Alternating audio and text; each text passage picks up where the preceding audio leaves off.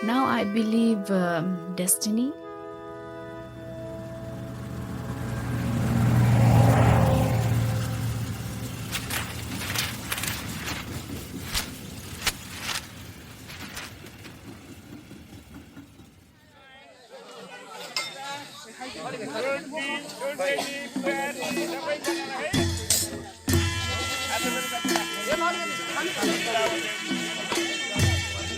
मेरो लागि कस्तो घर परिवार. Sem saber que tipo de nova casa e vida estava a ser construída para mim, os meus pais entregaram-me a um estranho, um homem de meia idade, um homem de 30 anos. मलाई पठाए. As frases que acabámos de ouvir fazem parte do diário de uma mulher nepalesa que não quer o seu nome verdadeiro associado à sua história. Deu-nos outro para usar, Kiran. Tem 45 anos, está em Portugal há 8 e ainda teme o julgamento dos membros da sua comunidade. Diz que muitos trouxeram para Portugal um bocadinho do conservadorismo nepalês, pelo menos no que diz respeito ao lugar onde a mulher se deve manter. Kiran casou aos 15 anos. Foi obrigada a fazê-lo na sequência de um evento que arrasou a família. É-lhe difícil perdoar. Na capa do diário, Kiran desenhou um olho de Buda, uma imagem frequentemente pintada nos monumentos construídos sobre os restos mortais dos budistas. O símbolo, que ela pintou a vermelho, dourado e preto, mostra 2 olhos rasgados e um terceiro na testa. É a imagem da divindade que tudo vê, mas nada diz. No centro, há um símbolo que se parece com um ponto de interrogação, mas é o número 1 em sânscrito, que representa a unidade de todas as coisas.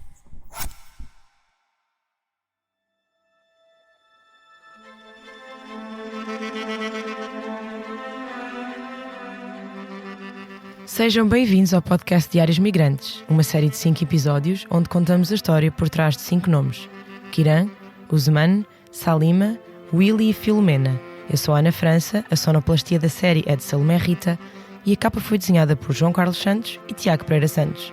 Este podcast é baseado nos diários escritos por estas 5 pessoas, que a Associação Arquivo dos Diários partilhou com o Expresso. O Diário de Kiran é lido pela jornalista Joana Pereira Bastos.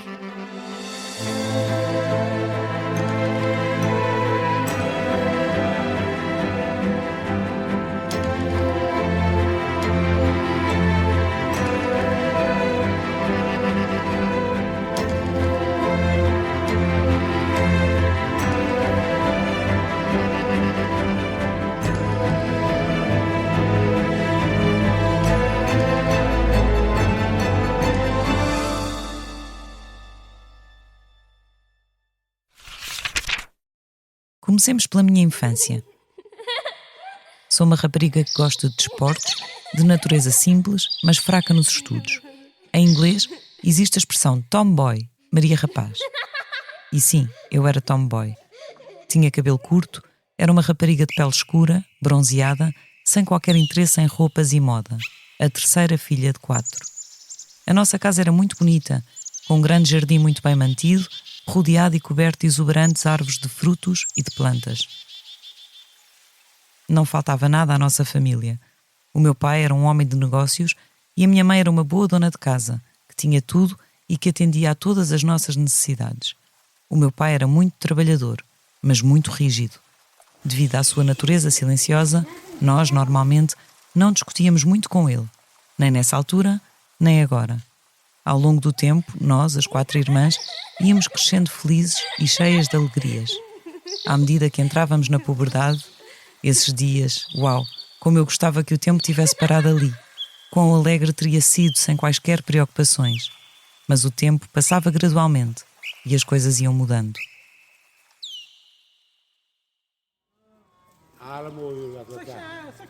Os meus pais começaram a conversar sobre o casamento da minha irmã mais velha. Eu não entendia porque é que o meu pai falava sobre casamento para jovens raparigas ainda tão jovens. Naquela época, era costume tratar bem do rapaz a quem os nossos pais consideravam como potencial marido, quase como se ele fosse um deus, e portanto tínhamos que agir como se ele fosse tudo para nós. Às vezes, tenho muitas perguntas acerca da sociedade e das minhas tradições e costumes, mas como não consigo encontrar a resposta correta para estas questões, elas continuam a regressar à minha mente e eu fico frustrada. A conversa sobre casamento continuava. Havia alegria na casa. Um dia, regressei à pressa da escola para ver o meu cunhado, que por sua vez tinha ido lá à casa para ver a minha irmã, e até achei que ele era adequado. O rapaz gostou da minha irmã. Houve uma conversa entre famílias e a ideia de casamento avançou. A minha bonita irmã ia casar.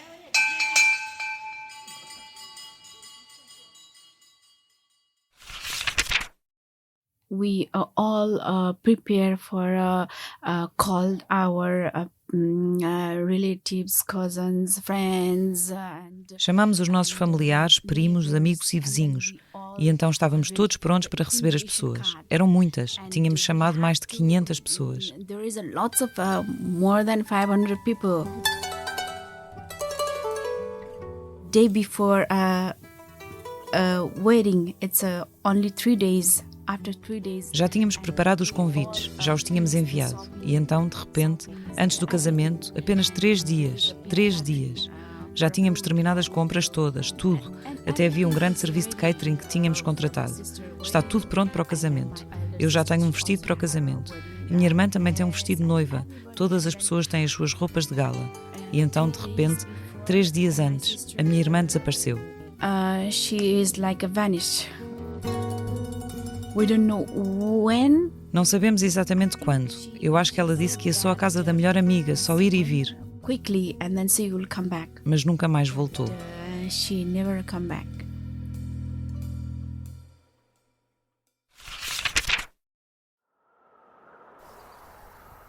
नमस्ते, म मेरो डायरीको केही भागहरू आफै तपाईहरू सामु प्रस्तुत Uma tão súbita rajada de vento provocou o caos e o momento tornou-se esmagador. Os meus pais sentiam-se traídos. Eu também sentia como se o céu estivesse a cair. Não podia mostrar a minha cara à sociedade. O assunto ia de casa em casa. Os vizinhos viravam a cara e os parentes mantinham a sua distância. हामीमाथि आकाश खसे भन्दा ठुलो वज्रपात हुन गयो. I think we all are blank. Acho que todos nós ficámos com a mente vazia. E o meu pai, alguém calmo e muito reservado, e como tem uma boa reputação na sociedade, And because he have a good reputation in the society. para a nossa família é uma tragédia muito, muito grande. É um problema gigante. E não mudou só a nossa família, mudou a nossa vida, Our life is changed especialmente a minha. then. Especially for me, when she ran away that time because Quando ela fugiu daquela vez, small family. bom, a nossa família era muito pequena. No Nepal temos as tias, os tios, do lado do pai e do lado da mãe. Normalmente no Nepal as pessoas têm uma família grande e todos vivem juntos. Mas o meu pai só tem uma irmã e um irmão. Nós temos uma família pequena. We have a small family.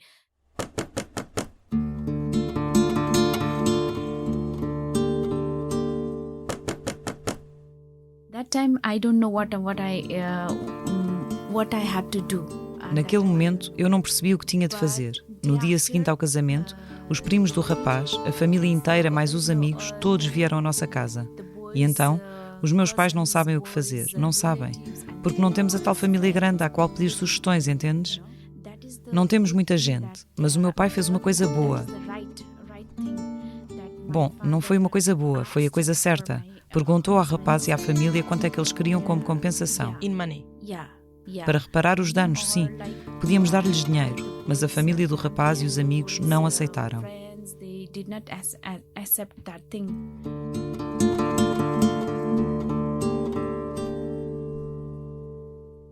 You are in the middle. É como quando estamos no meio de um furacão, de repente o mundo todo fica desfocado.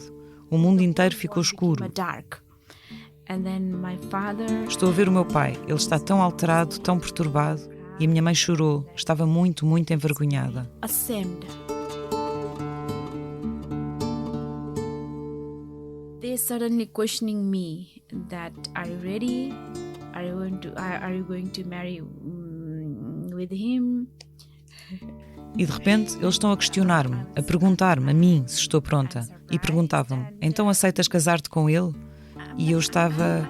Fui apanhada de surpresa. Tinha a mente em branco naquele momento. Não sei nada. E na minha cabeça pensava que se ao menos os meus pais estivessem bem... E bom, os meus pais estão assim... Because that time my parents they are very like this. O que Kiran quer dizer com o assim é que os seus pais estavam com a cabeça baixa, dobrada sob o peso da vergonha. Em estúdio, durante a entrevista, Kiran faz esse gesto com a cabeça, deixando o queixo cair sobre o peito. Nesta e noutras alturas, Kiran expressa-se por gestos e completa assim as lacunas que tem na língua inglesa, a única que jornalista e entrevistada partilham. If I say yes, then maybe my parents, they feel proud for me. Na minha cabeça, naquele momento, a única coisa que penso é que se eu disser que sim, então talvez os meus pais sintam orgulho de mim e possam andar numa rua assim, entendes? Like this, you understand? Looking to people's in the eye. Yeah. E lá está o assim de novo, like this. Mas desta vez, o assim quer dizer de cabeça erguida. Kiran estica o pescoço, endireita o tronco na cadeira. Diz muitas vezes like this. Assim, foi assim. Reabilitados pelo sacrifício da filha, que os pais de Kiran voltaram a poder caminhar na rua sem o peso da vergonha.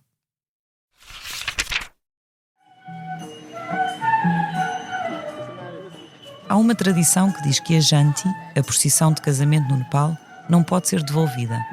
O meu pai pedia desculpa incansavelmente, mas todos os seus esforços para compensar a família do noivo foram rejeitados. O lado do noivo queria que a rapariga fosse trazida de volta de qualquer maneira. Enquanto aconteciam as conversas de casamento da minha irmã mais velha, o lado do noivo pediu outra filha. Eu. O meu pai e a minha mãe, que tinham perdido todo o respeito na sociedade, não tiveram outro remédio e disseram que sim. Uma adolescente de 15 anos, eu, tornou-se um brinquedo neste jogo jogado em nome da honra e do prestígio. O casamento é um bonito começo para a vida, mas para mim estava limitado a uma piada. Eu senti que todos os desejos e aspirações do coração tinham morrido. Embora fosse uma adolescente, eu era inocente, ingênua e sem noção. A lida da casa e os comportamentos das famílias estavam para além da minha compreensão. Eu perguntava-me o que é que estava a acontecer e o que é que ia acontecer nos próximos dias. Eu continuava em silêncio. Nos dias seguintes, tinha que me colocar na posição de ser a mulher de alguém, nora e cunhada. A primeira noite de casamento foi terrível e dolorosa para mim. Esta estranha dor fez-me sentir indefesa e sem sorte.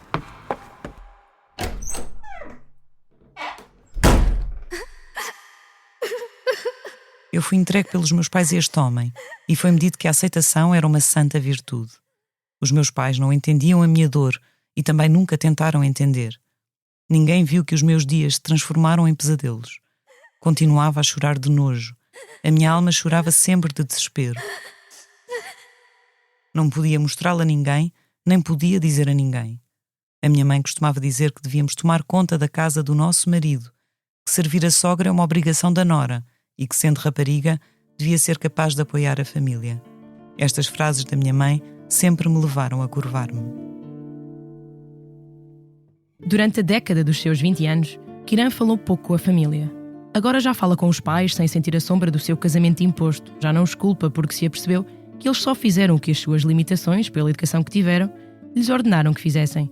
Negar a tradição e as convenções, mandar embora o rapaz e toda a sua família, não chegaram sequer a ser opções para os pais de Kiran. Os costumes, a vergonha de não os seguir, tudo isso pesou mais. Mas esta aceitação não lhe chegou de imediato. Durante muito tempo sentiu rancor. Chegou com a idade e com novos e bem maiores problemas que ainda lhe iriam surgir na vida. Na casa dos meus pais, a minha família tentava procurar pela minha irmã mais velha e finalmente ficaram a saber de novidades. O rapaz que a minha irmã havia escolhido era da casta Newari, da cidade de Katmandu. No meu país ainda existe o sistema de castas. A minha irmã foi forçada a viver como inquilina, depois de ter sido rejeitada como pária na sua casa. Sem a permissão do nosso pai, a sogra da minha irmã levou-a para o templo e realizou o normal ritual de casamento. O marido dela não tinha trabalho, era ajudado pela sua mãe de todas as formas possíveis. Na minha casa, era proibido falar sobre a minha irmã mais velha, que havia tirado a honra da família em frente a toda a sociedade.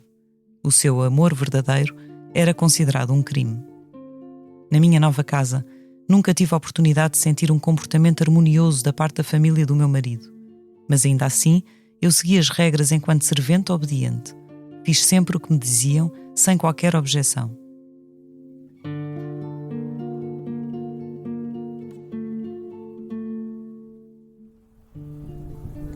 सबै खुसी थिए कुन्नी थाहा छैन मैले म के भएको थिएँ Da mesma forma que a minha primeira noite aconteceu numa casa desconhecida, também eu não sabia que uma nova vida crescia no meu ventre. A menstruação parou e, devido à tradição que impede as mulheres de tocarem coisas e em pessoas durante 4 dias, toda a gente na casa descobriu. Todos estavam felizes, mas eu não sabia se estava ou não. Um dia, enquanto apanhava goiabas, o meu pai disse-me que eu não devia saltar nem correr. Só então soube que devia ter cuidado. As mudanças na minha vida aconteciam rapidamente. Na fragilidade de 16 anos, a 29 de março de 1994, tornei-me mãe de uma filha.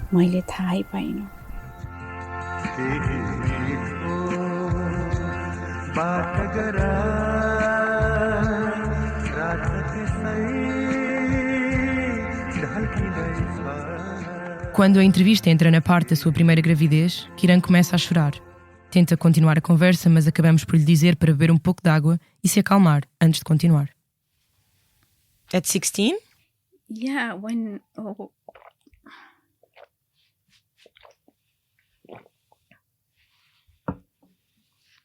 Don't worry. Don't worry, it's completely fine. You can take whatever time, it's fine.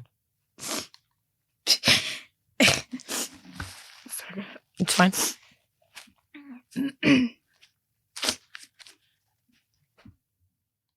A filha de Kiran nasce com um problema de saúde, que os médicos no Nepal lhe dizem ser autismo.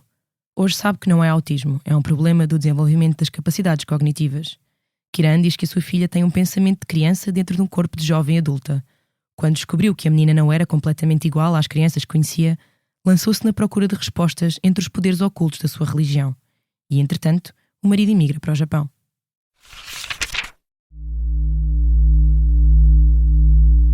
Todos os dias eu saía de casa sob vários pretextos para pedir ao divino, a curandeiros espirituais, médicos ayurveda e deusas para que tentassem curar a minha filha em Katmandu. Eu sentia que o maior teste da minha vida me tinha sido imposto. Quando não conseguia encontrar resultados ou tratamentos em lado nenhum, acabei por me convencer que não havia tratamento para a minha filha. Uma mãe falhada e desamparada a viver uma vida que se havia tornado deprimente, a quem recorrer? O meu marido estava do outro lado do mar. Os membros da família dele não tinham qualquer empatia por mim e a vida parecia bastante negra naquele momento. A verdade é o maior ato de coragem, mesmo que demoremos tempo a aceitá-la. E eu iria aceitar a verdade e ser um pilar contra todos os obstáculos que vierem no futuro da minha filha. Tornei-me o escudo da minha filha, para que os pensamentos positivos dentro de mim não fossem afetados pelas questões levantadas por familiares e por vizinhos nos dias que se avizinhavam.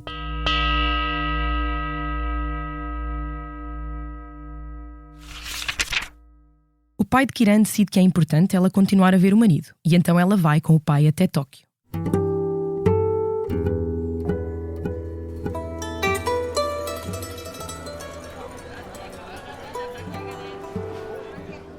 Maravilha-se com a diferença que nota entre o rosto dos japoneses e das pessoas do Nepal. Descobre uma cidade gigantesca, mas limpa. Gosta dos jardins silenciosos e da modernidade de Tóquio. Já no seu marido descobre um homem zangado, irascível. Talvez devido à sua idade ou à sua natureza, eu fui-me apercebendo do seu comportamento, a tendência para ficar zangado, as repreensões que me dava em conversas com os seus amigos. Foi a primeira vez, depois do casamento, que estávamos fora de casa e numa atmosfera diferente. O seu comportamento deixou-me perturbada. Um dia, fui caluniada e acusada de não ter caráter por estar a sorrir enquanto conversava com um amigo comum. Não podia dizer ou fazer nada exceto chorar. Costumava ficar bastante chateada por este seu comportamento. Depois de 2 meses, decidi voltar para o meu país, carregando dolorosas memórias que me deixaram com medo de falar com homens devido ao hábito do meu marido me bater e ficar zangado. Voltei, mas estava grávida outra vez. Estava confusa e perguntava-me se o bebé que vinha a caminho seria como a minha filha. O meu coração sofria. O Nepal é um país subdesenvolvido e sem boas condições de saúde. No entanto, não deixei de ser corajosa e decidi ser positiva. Comecei a pensar que o bebé que aí vinha seria uma inspiração para a minha filha e assim acabou por nascer o meu filho, em 1999.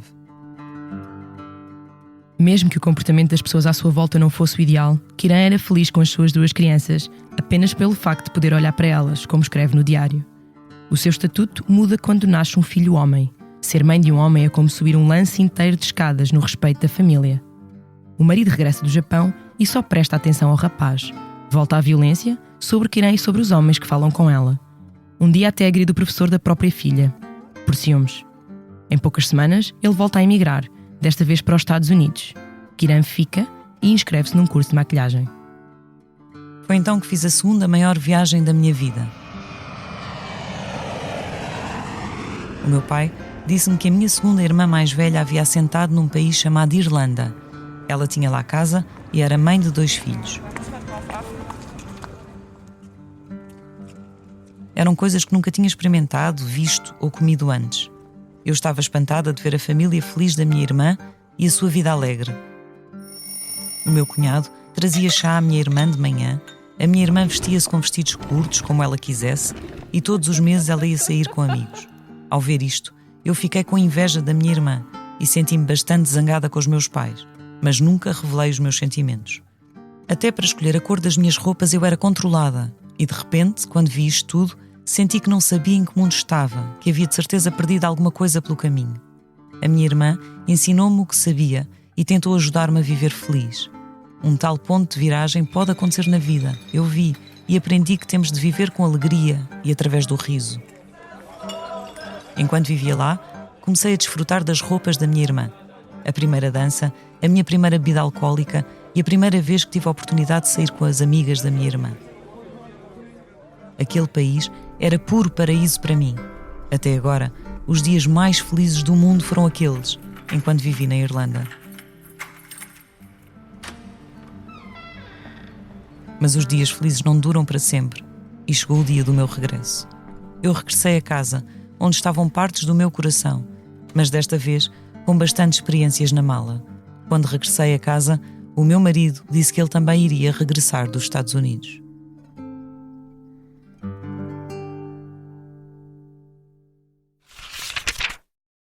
Kiran já não quer a vida que deixou no Nepal. Decide separar-se, mas quando comunica a decisão aos pais, volta a sentir-se a miúda adolescente no meio da sala de vozes onde foi pressionada a entrar num acordo nupcial na vez da irmã. Volta a ouvir que uma mulher sem marido é uma vergonha e uma desonra. Os pais admitem, quando ela lhes vai contando quem verdadeiramente é e como se comporta o marido, que a sociedade é falsa e hipócrita, que não está do lado das mulheres, mas é o que é, dizem-lhe. E ela já fez tantos sacrifícios até aqui, não é? O marido promete-lhe que não se vai comportar como se tem comportado. E é o que acontece por uns tempos. Ajuda em casa, ajuda com os filhos e já não se irrita quando Kiran fala com um homem qualquer. Mas o marido não cumpre o que prometeu e não há paz na família. Só fala de ir embora, desta vez para Portugal, onde alguns conhecidos abriram os negócios na área da tecnologia. O filho fica, já que o ano letivo estava a começar. Kiran não quer ir, não quer deixá-lo. Mas quando é que alguma vez foi dada importância ao que uma mulher pensa ou quer? Pergunta ela nas páginas do diário.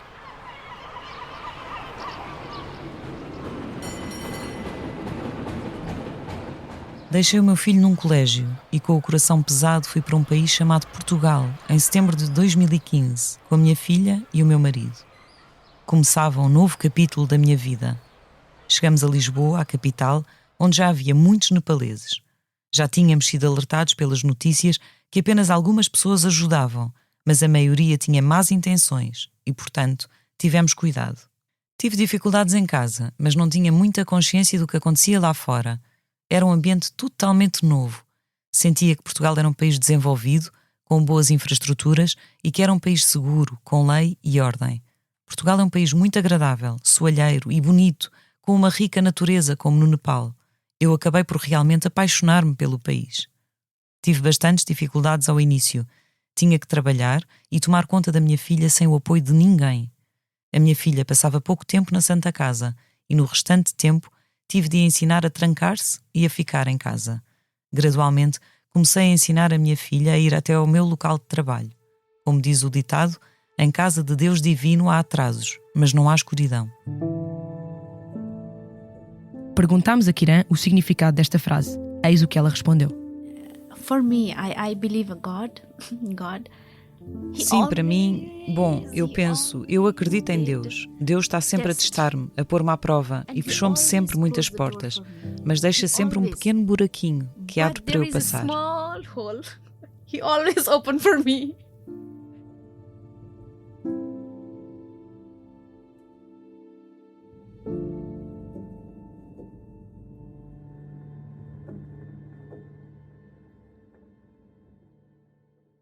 Gradualmente, tornou-se mais difícil conseguir pagar as despesas e, portanto, acabei por mudar para um novo trabalho, pois pagava melhor. Mas o novo trabalho exigia que trabalhasse mais horas. Tive que me ajustar a novos colegas e a uma nova chefia. Aprendi devagar.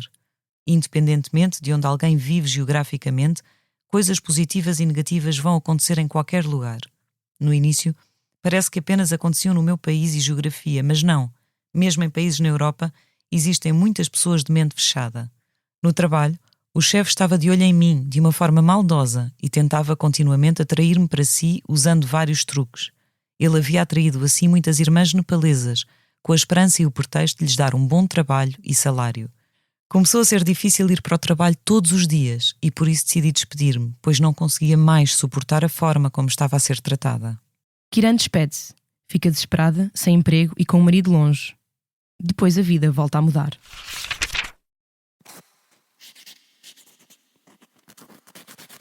Consegui uma oportunidade para comprar um salão de beleza através de uma amiga. Não tinha completa confiança em mim, nem completa capacidade financeira. Foi bastante difícil para nós, mãe e filha, arranjarmos tempo. Se eu tivesse coragem, as coisas aconteceriam como estavam destinadas. Sem saber muito, acabei por abrir o salão de beleza, juntamente com amigos, pedindo um empréstimo. Diz-se que o início e o fim são sempre difíceis. O meu antigo chefe começou a assustar-me, pois não conseguira concretizar as suas más intenções. Começou a ameaçar-me ao dizer que não iria permitir que o meu salão de beleza funcionasse. Eu estava assustada, uma mãe corajosa a lutar pela sua filha, mas não sei porquê, nesta altura fiquei bastante assustada. Não sabia a quem recorrer para pedir ajuda. O meu chefe, que vivia em Lisboa há muito tempo, chegou inclusive a dizer que pagaria o dobro do preço que era pedido pelo meu salão. Felizmente, a dona do salão era honesta e não o vendia apenas pelo dinheiro. A agonia mental tornou-se tal que eu não conseguia procurar aconselhamento legal e nem me passou pela cabeça tal hipótese. Uma mulher sozinha a enfrentar um homem mau, eu não era ninguém, era normal ter medo. Mas, novamente, eu não perdi a coragem e também isso foi passageiro. 2 anos depois de abrir o meu salão, regressei ao Nepal.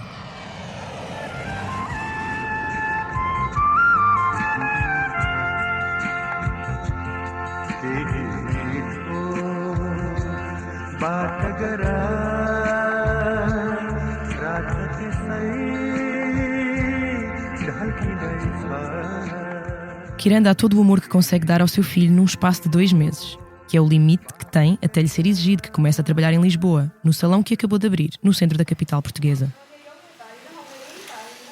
Quando chegou o dia de regressar, a minha mente estava aberta. Queria voltar a ver o salão que tinha sido aberto à custa de tantos sacrifícios. Queria reunir a família, depois de tratar de toda a papelada. Com isto em mente, voltei para o meu segundo amado país, Portugal, dizendo que em breve iria trazer também o meu marido e o meu filho. Portugal, um país vivaz, acabou por se tornar muito agradável aos meus olhos. Eu estava a aprender muitas coisas. Este país, que se tornou o lugar de trabalho de muitos imigrantes, ensinava-me a verdade das lutas da vida no seu verdadeiro sentido. Eu começava a sentir o que significava liberdade no seu verdadeiro sentido. I visit a lot Europe countries, but Sim, porque eu visitei muitos países da Europa, mas sempre acompanhada pelo meu marido e pelas minhas irmãs.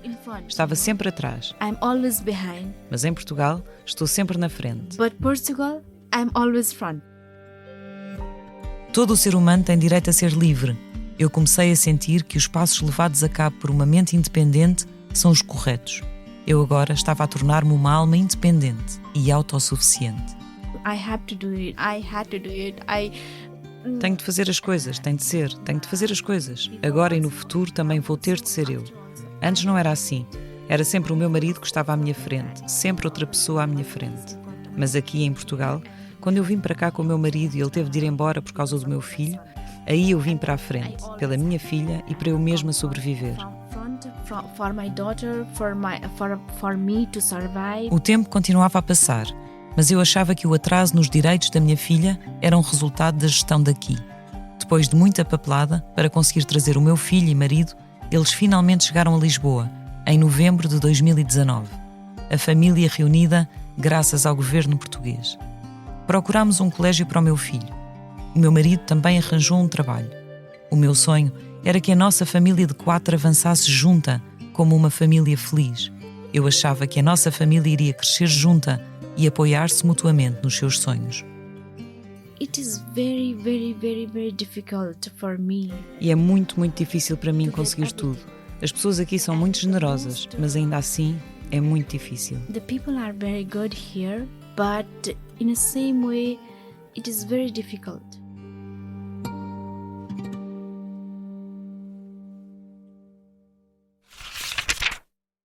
Mas o meu marido distanciou-se de mim. Embora estivéssemos juntos debaixo de um mesmo teto, o meu marido tornou-se distante. Tentava aproximar-me dele, mas ele já estava próximo de outra mulher. Eu descobri que ele havia dado o meu lugar a outra pessoa. Com tantos altos e baixos na minha sorte, procurava dias de paz, mas depois de o trazer para Portugal, com tantas dificuldades, descobri que ele já havia aceitado outra mulher. Perdi-me dentro de mim própria por vários dias. Estava cansada e não conseguia continuar a levar com todos os altos e baixos que continuavam a vir na minha direção. Disse o que se passava ao meu filho, como eu achara que iria viver feliz nos próximos tempos. O marido de Kiran regressa ao Nepal com outra mulher e casa-se com ela. Vai viver para a casa que era dos dois. Tinha que avançar de qualquer das formas. Achei que era melhor largar as cordas partidas. Decidi terminar a relação, o que não é bem aceito na sociedade nepalesa, como já contei. A decisão havia sido tomada, mas eu tive que ir até ao Nepal para a implementar, uma vez que os meus documentos estavam todos lá. O sistema legal não é muito bom. Eu sabia que não ia ser fácil. No Nepal, há aqueles que têm o poder nas mãos e todos os outros são seus devotos. Eu tinha medo de que ao regressar ao Nepal fosse enfrentar vários problemas. As leis do Nepal, onde podes fazer tudo se deres dinheiro a alguém, deixavam-me desconfiada. Mas fui, com o apoio do meu filho, e consegui.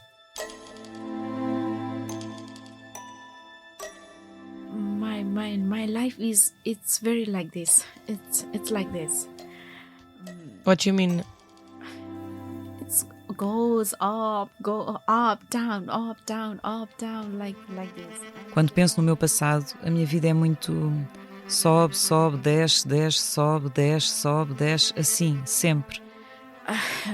I just learn how to make my... E eu a tentar aprender como fazer o meu marido feliz, como fazer a minha família feliz.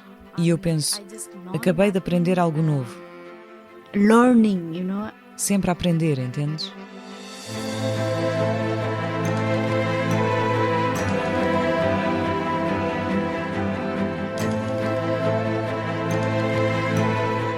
Esta foi a história de Kiran, uma das 5 que vamos contar neste podcast.